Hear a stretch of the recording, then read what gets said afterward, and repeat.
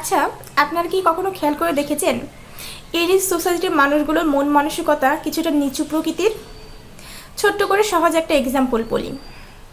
ধরুন কোনো এলিট পরিবারের সন্তান বা কোনো মানুষজন আনফর্চুনেটলি রিক্সায় করে যাচ্ছে।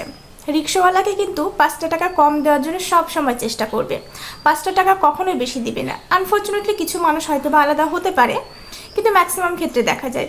আবার সেই রেস্টুরেন্টে যাওয়ার সময় সেই ওয়েটারকে কিন্তু তার ট্রিট দিতে হবে, না হলে কিন্তু মান সম্মান চলে যাবে। যেই রিক্সায় চেপে সে রেস্টুরেন্টে গেল, সেই রিক্সাওয়ালাকে 5টা টাকা কম দিতে পারলে সে বেঁচে যায়, অথচ সেই রেস্টুরেন্টে যেয়ে আবার কিন্তু তাকে ট্রিট দিতে হচ্ছে, কারণ তার মান সম্মানটা বড় সেখানে।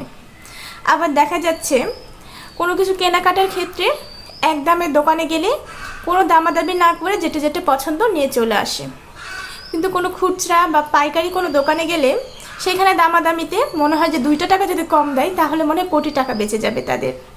আবার দেখা যায় বড় বড় টেলার্সে তারা অনেক টাকা পয়সা দিয়ে জামা কাপড় বানিয়ে নিচ্ছে, কিন্তু আশেপাশের কোনো দর্জি বা কোনো টেলার্সে যদি বানায় নাই তাহলে চাইবে যে 1-200-র মধ্যেই যেন বানানো হয়ে যায়।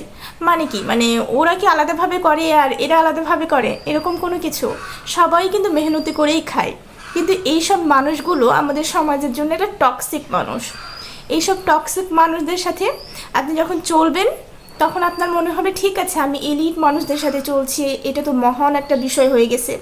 কিন্তু যখন এদের মন মানসিকতা আপনি বুঝতে পারবেন, আপনি মনে করবেন নিজেকে যে ছেড়ে দে মা কেঁদে বাঁচি, কারণ এদের সঙ্গে চলাটা যত দুষ্কর হয়ে যাবে তত আপনার জন্য ফেরাটাও দুষ্কর হয়ে যাবে।